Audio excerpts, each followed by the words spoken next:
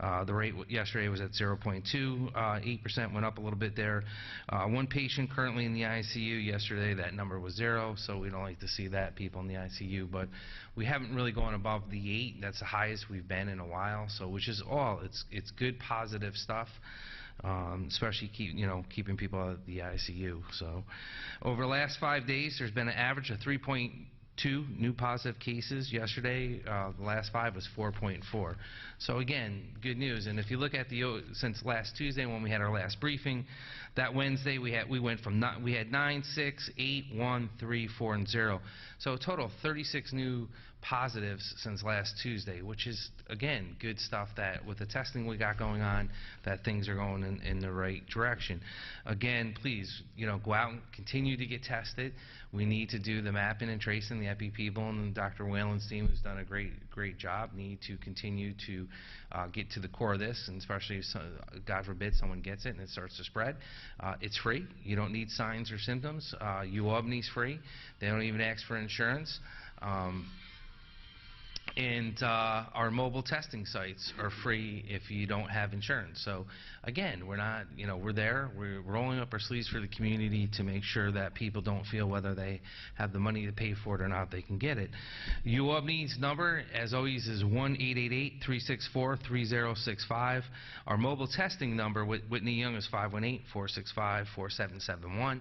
Rite Aid on Central Avenue in Colony, up by 155. You go on riteaid.com's website. And then the priority one in Gilliland, who's been a great partner since the beginning of this for the antibody testing, that number is 518-867-8040. Listen, people are doing the right thing. They're wearing their mask correctly. They're coughing into their arms. They're washing their hands. They're staying 6 feet apart. All good stuff. That's why we're at 0 today, and our number is 36 for the week. So thank you to everyone out there. Thank you to all Albany County residents and Capital District residents that are continuing to do the right thing. So we can't get through this without it.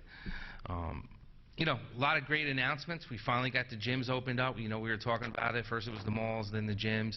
So the gyms are all online, and it's been a partnership with a variety of people to figure this out, because Department of Health, we've never had to inspect gyms. That's not our lane. The governor made it our lane to go out and saying, hey, you're going to go out and inspect gyms now. So I want to thank Dr. Whalen and her team, but code enforcement and everyone that we brought on board, and especially my office, my deputy Dan Lynch, and everyone that made this possible, and Jeff Jameson that worked on this to figure this out, how we were going to do this, how we're going to get these gyms opened and going. So again, thank you to the team approach, because it is a team approach with everything, like in sports. So we're in this together, and we're going to get through this together, but doing it by working together. But yesterday we were able to inspect 4 gyms, and to deal with a variety of issues they might have had and different things.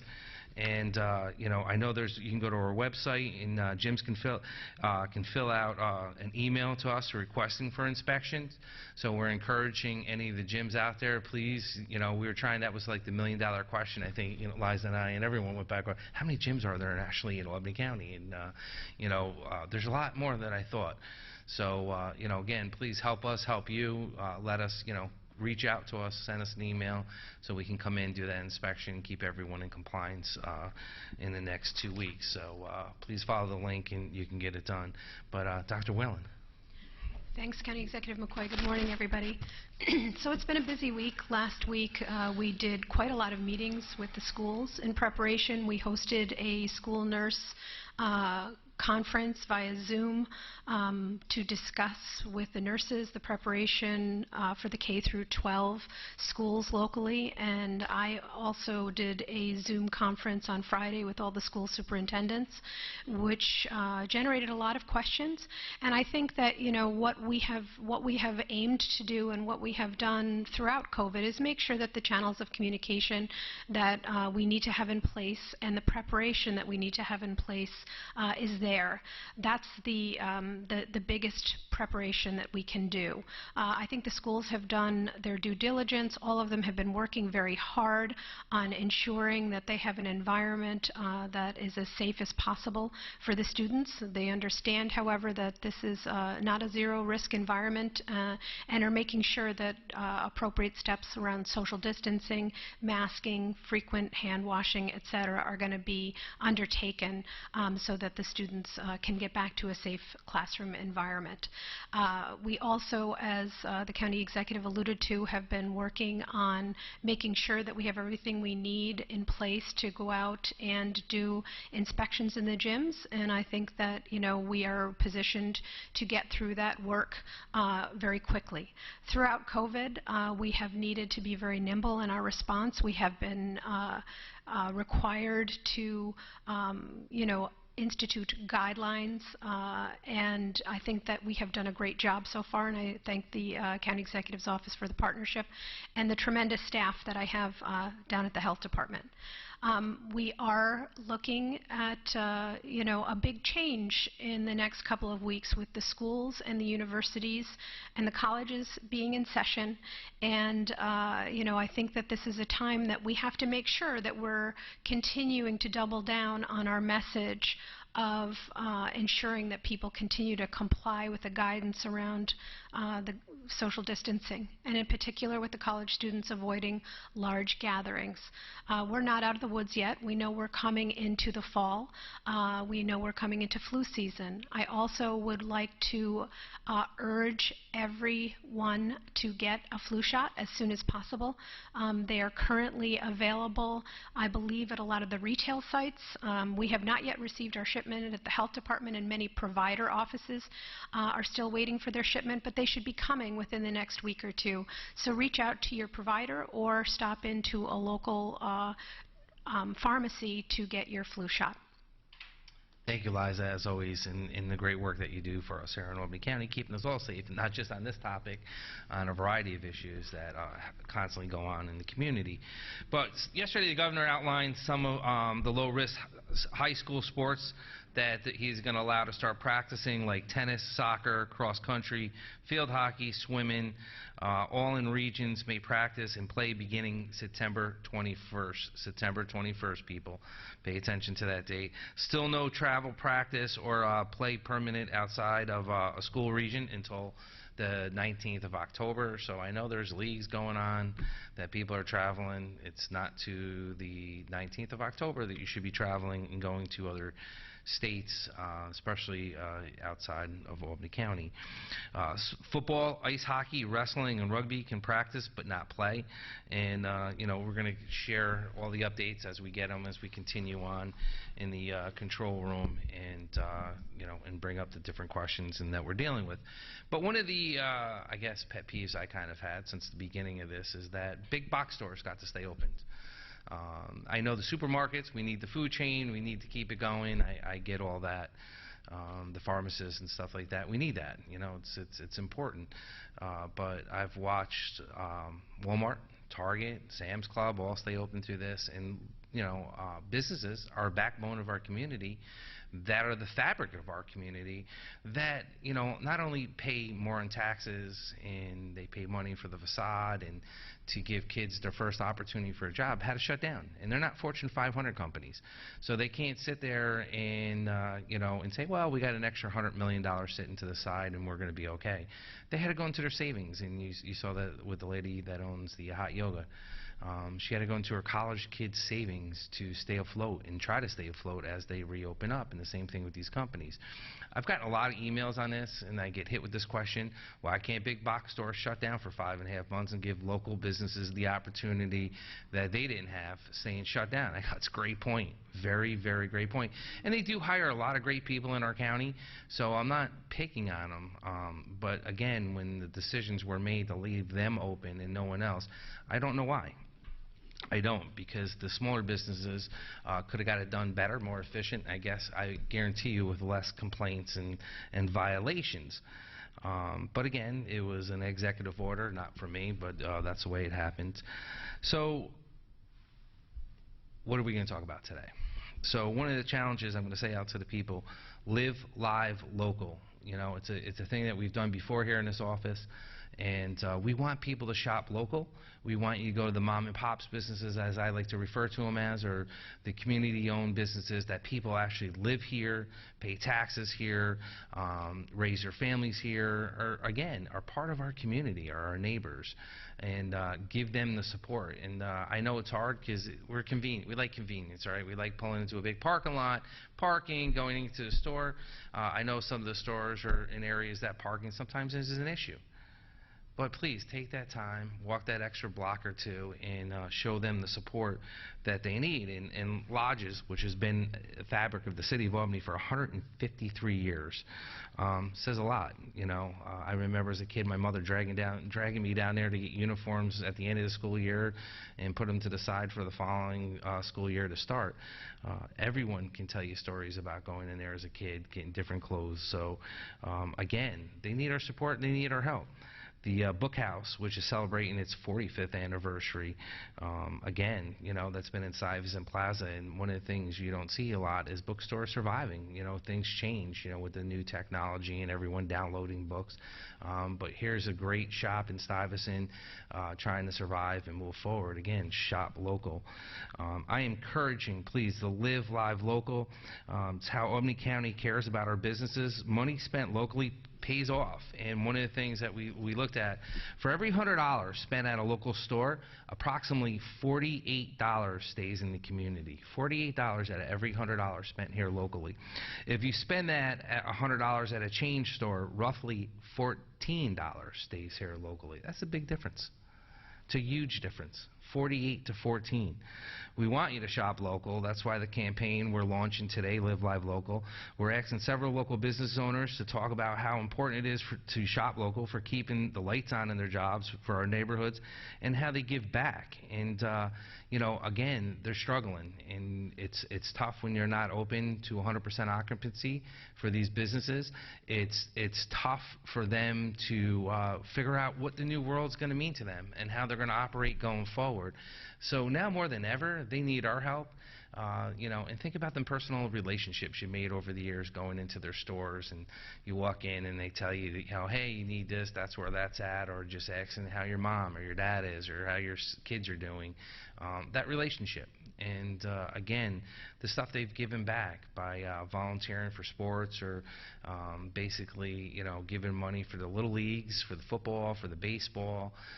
Again, being a fabric of the community. And we can do this by supporting them and changing your habit and shop local. Go to Stuyvesant, go to Colony Center, Crossgates, go to the corner stores, Phillips Hardware. You know, I mean, it's just a lot of great shopping here that these business owners now need us more than ever before. So I do want to thank all of them for coming in, but I want to start first off with Mark and Jack from Lodges that will sit here and talk about everything that's going on in their business and how they're surviving. And think about it, 145 years in downtown Albany. They've seen a lot. And when a lot of businesses move out to the suburbs, it gives them the opportunity to stay here, and why they stay so committed to downtown Albany and into the location that they're at. I don't know if you want to start or which one? Which way am I going? Doesn't matter. He's going to let me start because I'm older and I've been there longer. I thought you were the younger one. Thank you. I appreciate that, Dan. It's very nice of you. Lodges, as he said, has been there for 153 years. Family-owned business. It was a family that I bought the business from when I was general manager. I was fortunate that my son and daughter joined me in the business after Sienna and St. Rose. He's relatively new. He's only been there 20 years. So I'm still teaching him some things. And there again, he's teaching me too. Downtown Albany, local business. I'm going to start out by thanking our customers, because when we opened the doors, when we were able to reopen the doors, every customer that came in said, thank God you're open again. It's wonderful to see you. Thank you for being here. And it was so heartwarming that the community came back to us the way they did. And hopefully that'll happen with other businesses. we're fortunate that we are a community store, and all of these independent small businesses give back to the community in different ways. We do school uniforms. We do over 30 schools. All of the inner city charter schools come to us. So we get to see mom, and then we get to see the kids, and then the kids have kids, and it just kind of goes on. We also do a small coat program with the city of Albany and throughout New York State, that last year we were able to distribute to inner city children over 6,000 winter coats. So, you know, small businesses and the community, if we were gone, you would miss us so much. Every town, whether it's Albany or whether it's a small town that has 2 stores in it, if they're gone, it's the character of the community. And I've been known as a character, so I know the feeling. Yeah, well, you know, and he puts up with me. As a matter of fact, I sit on the board of directors of the Retail Council, and I've got a hey from Ted, and he said that you, as a county executive, are so pro small businesses. He just wanted me to tell you that he's very impressed with what you do, and anything he can do, he'd be more than happy to. Thank you. Okay? Mark, did you have a few things you wanted to say that I didn't? You're pretty good at covering it. Yeah. Shopping small is so important. We're your local business. We employ your neighbors. We hire your kids.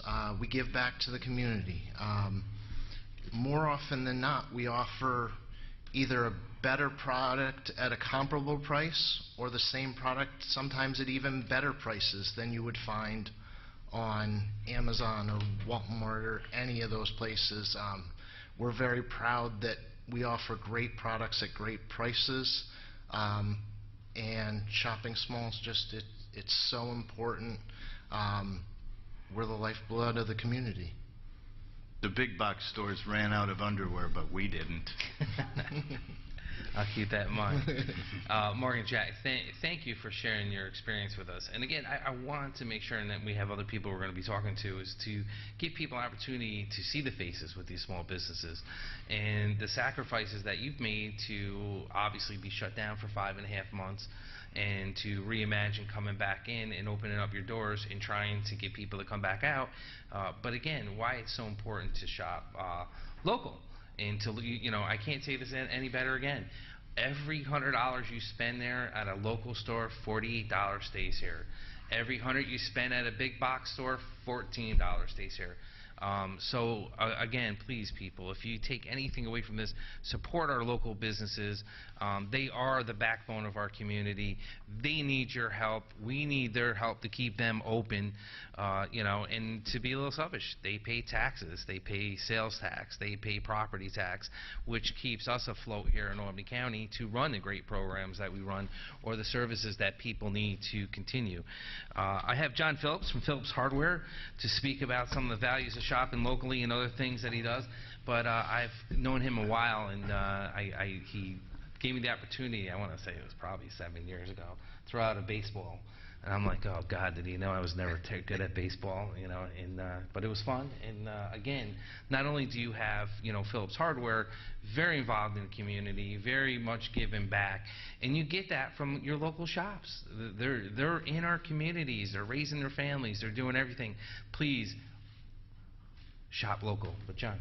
Thanks, Dan. And your pitch wasn't that bad. I've seen other people dirt it. I think you made it across the plate. I practiced with my daughter for a while. So, on the shop local side, I can say our family, we've been very fortunate. I wish I was still, there's hopes of maybe someday we come back this way. We started in downtown Albany in the 1800s. Same family, same bloodline. I have 5 kids right now, praying for a 6th generation. We're grooming them on different skills to hopefully come in and continue our legacy. I'm not 120 yet, so I'm still working anyways, paying for the kids, so I'm not retired anytime soon. On the shop local side, we were on the fortunate side, I say, in the Capital District as an essential business. When we say that too, the pressures of some of the smaller essential businesses when you don't have as much money to go into being essential, and the pay wages and people knowing with the unemployment when they were getting extra compensation and people were at risk. So I want to thank, first and foremost, and I know talking to friends of mine that own businesses, we're very fortunate that we have loyal team members that work for us that stayed engaged to make sure our businesses continued during the pandemic. So I think that's a huge part. People say, oh, it's great, it's open. The pressures of, you know, do they want to be in the public and servicing? And our business in particular was, you know, we sell smoke detectors, extinguishers, we were selling safety stuff. So we really felt the responsibility to the Capital Region of, we were selling to nonprofits, we were selling to, you know, town agencies, police departments. We were hoping to contribute to the safety of the Capital Region. With that in this age is supply demands and manufacturing, and also for a lot of the small businesses. People look at price increases and think, you know, oh my God, you know, they might be trying to make extra money. It's really less margin for a lot of the businesses because of the expenses of operation. And trucking and logistics and general consumers, business owners know that, food costs and all the other economics that go behind trying to operate. But every small business owner you talk to, they're committed because these are our neighborhoods. It's a neighborhood market in the Capital Region. I'd like to, like, I've seen us struggle against box stores and Amazon. The pandemic actually gave me a son that rised up, and people really started to see the vulnerability of businesses not returning, how important that local support is. And the camaraderie of, we're a community. So as you know, all of us businesses that were here today, we were talking and trying to network and, you know, see where we can support each other. It's government, it's our nonprofits, which I think are a huge component that didn't get as much as they needed in the Capital Region. And that's another end of looking at the numbers of what the small businesses give back. We need to continue that. And we need the community also support. We've lost some of those businesses to support the nonprofits. So I think it's, you got government, you got nonprofits, you got business, you got neighborhoods. Capital Region is strong for a reason, because we've been able over the years to work together. So I think it's a great campaign to launch, to help keep, I say, the lights on in the Capital Region and get more lights open and keep us healthy. And out of this, hopefully by us working together, it's going to be sad. We're going to lose some businesses, but hopefully there's some success stories and strength and innovation and new companies that come out, and as well as maybe we become stronger in the Capital Region and realize I'm not just a building, I'm a community. Like if the person next door to me closes, that's an impact to me. So how can I support them? Those dollars, and I know it's easy to go to Amazon, box stores, sometimes you sense it's bigger. Like the lodge just said, we're sometimes unknown. There's other values you get in those businesses that you don't realize, is the extra service. You know, I tell our people, like, people come in, it's not about money. If we have to break even, if we have to go find mason jars and we break even, you know, take care of the general community, and by doing that, they'll keep on coming and supporting us. So I've seen definitely an uptick in our community encouragement to know the impact of how many businesses are struggling. We did start a campaign. It originally started in Altamont. It went well, and so now we moved it. With social distancing, we had to start small. So Altamont is a nice kind of tight community where we were able to launch. We got all the businesses involved, and we started to raise some money for Stride Wounded Warriors. That's, again, another program that's impacted. They have a lot of programs with social distancing. They've had their challenges. They also work with special needs youth. We decided to partner and kind of do something between businesses and also trying to raise money for nonprofits.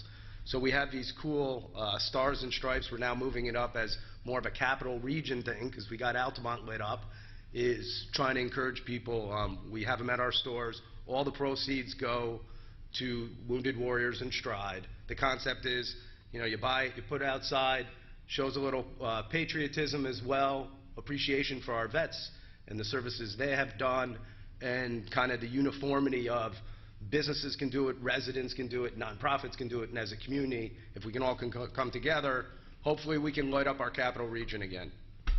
John, thank you, and it is so important, and thank you for what you do for veterans. Being a veteran to myself, I can't appreciate you enough for everything that you're doing. Even more reason to shop local, and look, I'm not picking on the big box stores, but in a way I am. You know, they got to stay open. They're a Fortune 500 company. They're billionaires. These people are the ones that continue to do great things in our community. Now it's our turn to step up for them. And some of the points that you don't see, it's what keeps radio stations on. It's what keeps the local news on. The newspaper, the Times-Union, the Altamont Enterprise, all the papers, because they take advertising out. What do you think pays to move the world? Businesses like this. And if you lose a lot of these small businesses, you also have that ripple effect where it takes other things out that you're not thinking about. So again, John, thank you for everything. Susan Novotny, Book of House. Susan, the awesome little shop you have there, and I want to thank you for everything that you're doing to inspire kids to go out and to read, and that's your foundation. Music, arts, literature is the foundation for our next generation, and without it, or books to either reimagine, to imagine things, to get their imagination going, or for knowledge, so it's awesome. But please, Susan. Well, thank you for inviting me. As you mentioned before, the Book House is celebrating its 45th anniversary this year, and so it didn't turn out to be quite the anniversary celebration that we were hoping for, but the being closed for almost 3 months was, seriously impacted a lot of us independent businesses, and of course we didn't collect sales tax, so the county didn't get sales tax during that time. So I thought you were still collecting it. but when we reopened in June, we did hit the ground running thanks to all the wonderful customers, and we were able to set up the shop safely and with confidence that everybody that's entering would feel good about browsing and picking up the books that they wanted. I think one of the points I would like to make is I've been competing with the big box people and Amazon since 1995, so I'm no stranger to competition. But no one can fault anyone during the pandemic for going to online sales. It was convenient. You didn't have to go out. You got your goods delivered right to your door.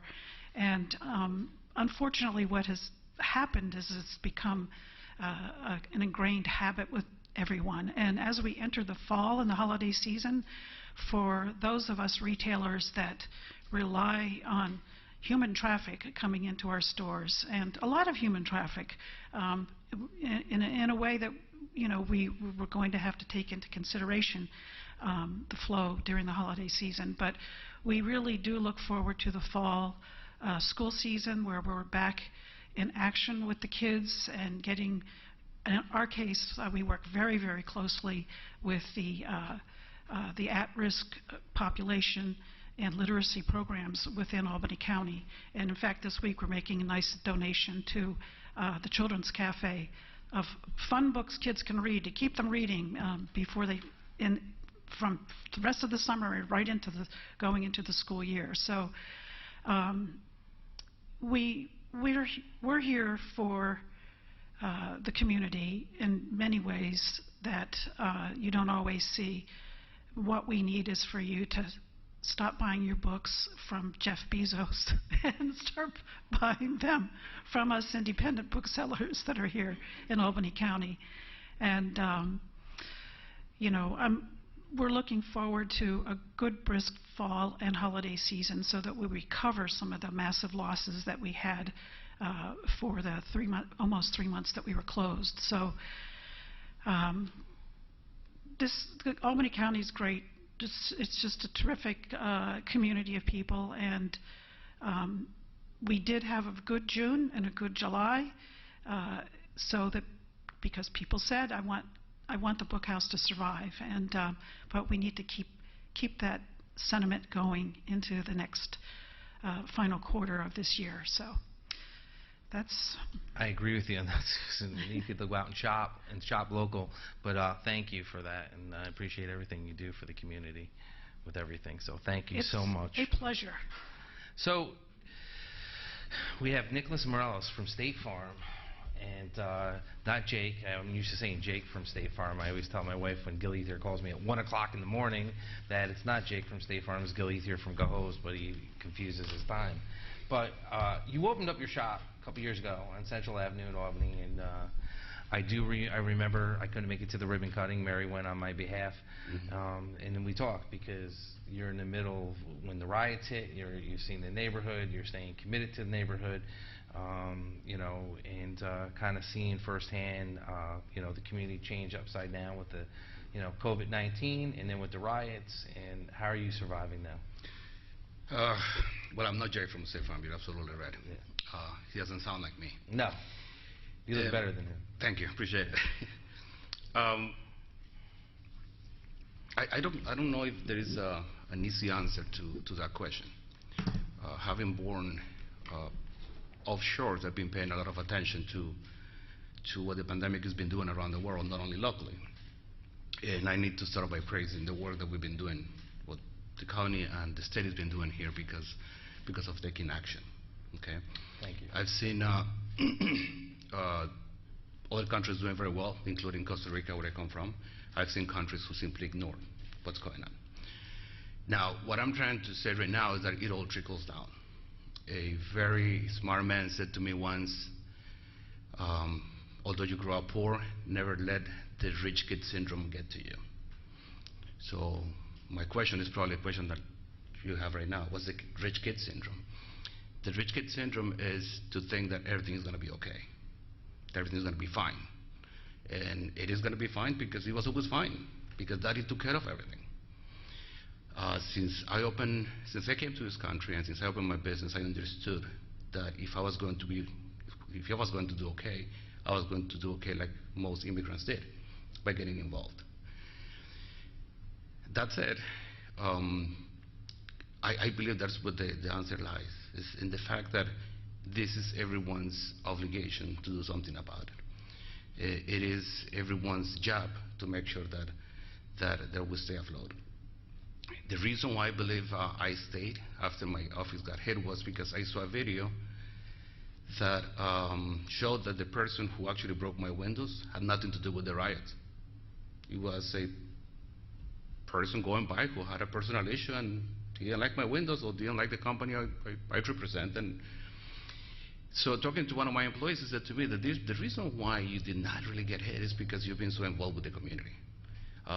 I've been involved with the community since I moved to Albany, since I came to Albany, which was first in South Pearl Street, and for the last 4 years I've been in Central Avenue.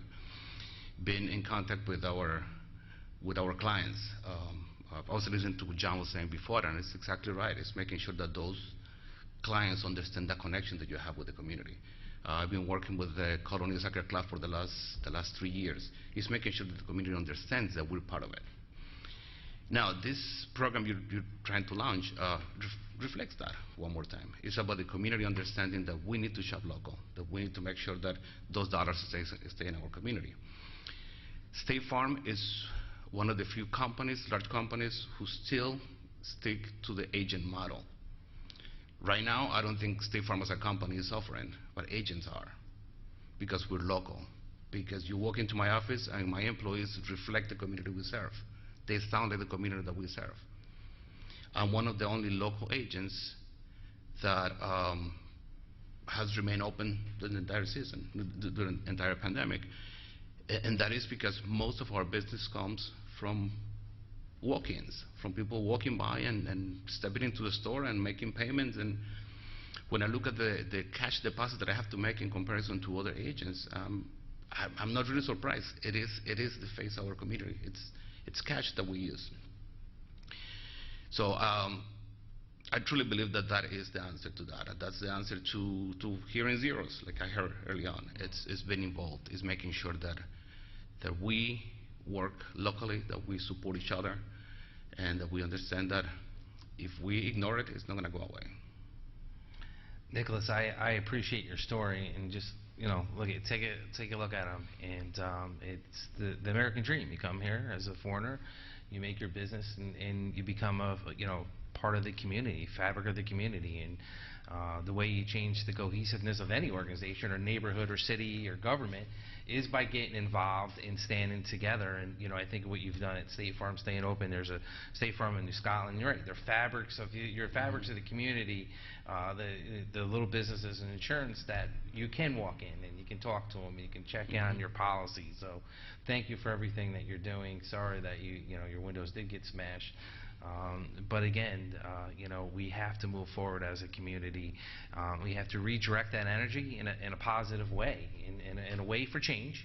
And we got to listen to change, but you have to do it in a way that helps us move forward, not helps us move back. So again, thank you for everything. So the Century House. Monique, it's been around a long time, and great food, great accommodations, great place, and another business that had to reimagine how you were going to go going forward. In many ways. Yes, in many ways. And you've done a great job. Every time I've ever gone there, the service is second to none, and you do a great job. But how are you surviving? So for 70 years, the Century House has been a part of the community, and I'll echo what fellow business leaders have said up here today is, we employ our neighbors, we give back to the community in multiple ways. The Century House, for example, has an Enjoy One, Share One program, so for every meal purchased in the restaurant and in the conference center, as well as overnight hotel stays, we donate a meal to the regional food bank. So by supporting our business, you truly are giving back to the community just by enjoying yourself. We have had to put in several safety protocols, as all of the other businesses I'm sure have, just to make sure that our diners can come in and feel comfortable. Our overnight guests can sleep in a room knowing that it's been completely sanitized for your safety, and we just feel that community support with our regular guests who keep us going, and just supporting our fellow small businesses. We are farm to table, so we're supporting local farms by bringing in fresh produce from those farms and things like that. So, I know, because you got to stay under 20, well, it was 25, now it's 50. How's that affecting business going forward for you? We need to be able to dance to survive, honestly. Our weddings, my favorite part of the Century House is that I can't introduce myself to anyone without them saying, oh, I know so-and-so is married here, or I've been to a wedding there, and it's a quiet house, and we're not used to that. Our weddings are all postponing because they can't dance right now, so we're waiting on a hopeful decision to be able to have at least 75 guests and dancing within family members, so that we can go back to celebrating again. And I don't think, and you bring up so many excellent points, because my daughter Egan, he was getting married in May, and then it was August, now it's October 3rd. October 3rd. I'll get that right so I don't get in trouble when I get home. But the same thing, Orchard Creek, they were going to be there, and Kevin and them try to do a great job. But again, when you can't dance, you can't socialize, it's impossible. Yeah, our couples they've been planning their wedding for years, some of them over a year and a half, just to have the venue and their other vendors booked. So to not be able to have the wedding of their dreams, they'd rather postpone it. And dancing is a huge part of that celebration. So without that piece of it, we are missing our couples. It is for a lot of people. You don't want to see me dance. So. But I'm sure we do. It is tough. And to, people, like you said, over a year, my daughter's planning a year and a half, and to sit there and have to reimagine how you're going to do this, it's so alone, tough. It employs so many different facets and so many different industries within the hospitality industry that are just completely out of work right now. Our vendors, our DJs, our photographers, our officiants, there's so many people tied into being able to host one wedding with one family. In restaurants, on one hand, we are able to offer 50% capacity, but we can't for our events, which, a wedding is certainly a lot different than a Tuesday night dinner. No, it is, and I know some people are trying to do it and they're breaking the space up, which is, I said, look, you have to be in your comfort zone, right? And for me, having that conversation with my daughter, it's just, keeping it, under 50 is tough enough, our size of the family, but the reality is some are breaking it up in 5:30 to 6:30 you come here, and I know a wedding that's happening in Saratoga that way, and I'm like, well, that's great, but it's again, it's not what you imagine, but we can do this if we shop local We need to shop local for these reasons here, and especially for the restaurants, we need to get them open to 100% because you can't operate at 50% forever. It's going to be challenging, and though we're enjoying this beautiful weather, it's going to start to change, and when it gets cold out or it starts to get rainy, people are going to want to sit outside on the patio and have dinner. You know, so we need to address these issues, and the way we can do this is by continuing to do the right things, wearing your face mask and coughing into your arm and cleaning your hands and staying apart. But thank you so much for the insight on that, and we will continue to work with everyone going forward. Before I end here, I just want to say a couple things. It's the 15th week for the challenge with PAL and AT&T. We want people, this week's theme's coping with everything. What better way? Coping with everything going on around you in the world. So please go to the hashtag Albany County Stay Safe by this Saturday night, August 29th, for a chance to win a $25 gift card. I can't thank AT&T and PAL for doing this challenge for the last 15 weeks. It's giving kids an opportunity to refocus and do some other things that they normally wouldn't do. So again, as always, our mental health support line is there, available for people 7 days a week from 8 a.m. to 5 p.m. The number is 518-269-6634. Our 24-hour sexual assault hotline, 518-447-7716. And as always, the New York State hotline. I want to thank everyone for coming here today, and I don't know if the media is going to have questions for either Dr. Whalen or John Phillips from the Hardware, Susan Novotny, and Nicholas Morellis from State Farm, Monica Labrie from the Century House, if they have any questions on that. But I do want to remind everyone, we did a little poster, Shop Local, so please, by all means, go out and support local businesses. You know, they've been shut down. Some been shut down for 5 months. Some been shut down for 3 months. Some got to stay open. But again, you got to know the people in your community and how much it means to these businesses and what they give back. And if you didn't see it on their faces, I know it's kind of hard. I get to see them a little bit closer. The wear and tear, and I don't mean that in a mean way, but of what's going on, the stress from you know, being shut down, the stress for reimagining, and the stress of trying to stay afloat. So thank you to all of you, and I don't know if you have questions for any of them.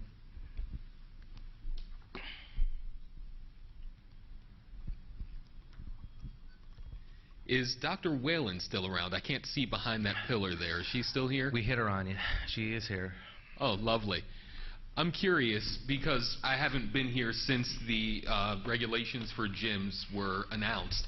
What exactly are you all looking for? What are the top priorities when you inspect gyms? And is that staff the same staff that's contact tracing, or is that a completely separate group? So in terms of what we're looking at, we're following guidelines that were released by the New York State Department of Health. A lot of this is what gyms have prepared for. So it's looking at how they're social distancing, how they are prepared to space people apart, how they're sanitizing their equipment, their capacity, how many people will be coming into the gym at a particular time.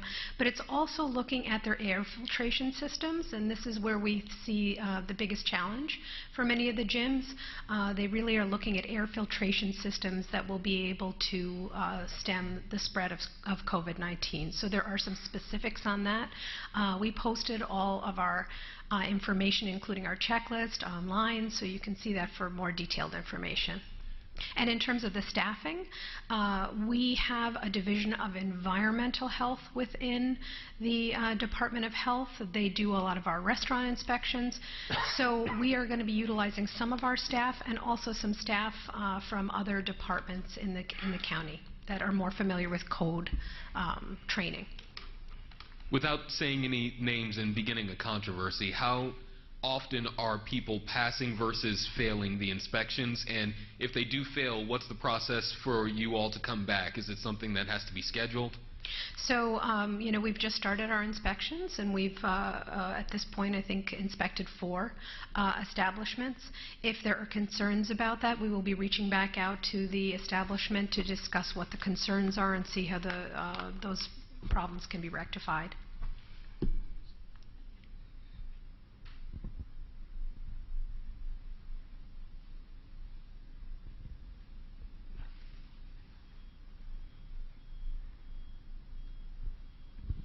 For the county exec, this did not occur to me until yesterday at Dorsey Aplear's press conference, but does the mandate from the governor for reform by April of next year for law enforcement also apply to the county sheriff's office? And if so, do you all also need to do some sort of racial bias audit to come up with some suggestions for reform? So, great questions. Yes, it does apply to the sheriffs. Part of the executive order that the governor put out, I have to run the meetings. I don't know if they didn't break it down that way, but I've already been working with Sheriff Apple. He's been, well, I'll let him speak on his department and some of the stuff he's already did. The audit, no. I don't want to say you have to do that or not, but I know we're partnering with Albany Law School to examine some of the policies and procedures, but what the city's doing, I don't know why. I don't want to say yes or no why they're doing that. I don't know.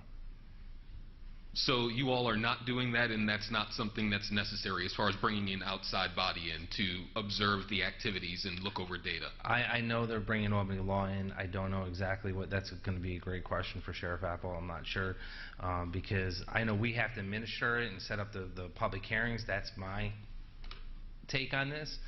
The sheriff has to do everything he's done, and again, he's been a role model in some of the law enforcement things he's changed over the years, well before all this stuff has occurred. Maybe way too early to ask, but is there a timeline on those hearings, and do you have an idea of who will be in attendance? Will it be set up like the state legislature where members of governmental bodies will hear from the public? What's like a rough outline of those hearings? I believe someone from my office has to be there to open it up and run it, and then it'll be the sheriff running it, and with his taking questions and answers throughout the community. I think preliminary, and listen, it's great questions, and I really should get back to you. I know he put some dates out through our office already that they were looking at, and I don't really remember them exactly. Speaking of resources and the strain caused by COVID, have you seen an influx of people taking the offer for the $15,000 to resign by December 15th? Yeah, absolutely. The list is getting bigger than we anticipated, which is good. That's going to help us. Because look, the last thing I want to do is lay off anyone in these difficult times. And we're in this together. And I'm going to set up a meeting with all the union presidents next week, start talking to them, because we're trying to do everything, our arsenal of tools. We're putting everything's on the table going forward, because I think Nicholas said it correctly. And I kind of like that analogy what he said about the rich kid syndrome. We're in a lot of trouble. I don't want, look, I'm going to get yelled at. I'm not trying to scare people. I'm not trying to frighten people.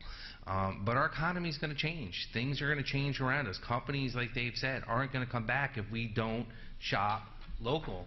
If you continue not to shop local, if you don't continue to do the big box stores, it's going to be worse. And you're going to see things slow down, with just like we lost $16 million in sales tax revenue in the second quarter. This quarter, hopefully, it's looking better than the second quarter, but it's just a snapshot looking at it. Things are going to change. Jobs aren't coming back. We got the highest unemployment rate in history. People are going to need more services like DSS. We have a lot of challenging times ahead of us. And again, Nicholas, I'm going to steal it. I'm going to do what all good politicians do, and I'm going to steal your terminology and run with it.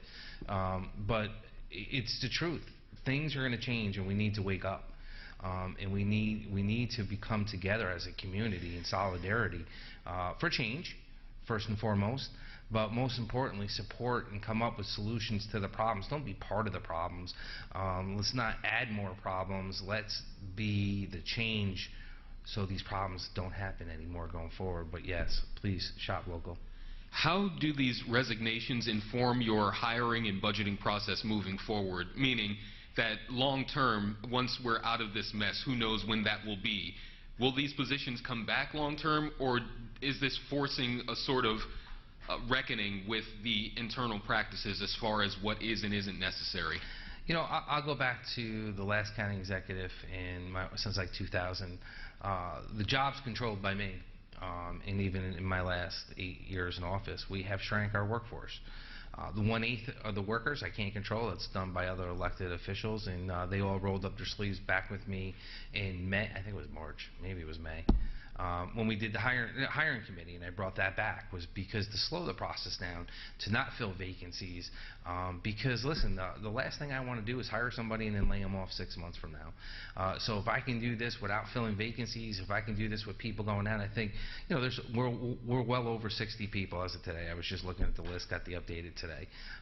But a lot of these positions aren't going to be able to do this, because some of them are either grant funded, or some of them are just crucial positions within there. So I'll be having meetings with not just my deputy Dan Lynch and budget department, which we did this morning, but with the commissioners of them respective departments, saying, can you live without this position? Because once it's gone, it's gone. It's not coming back.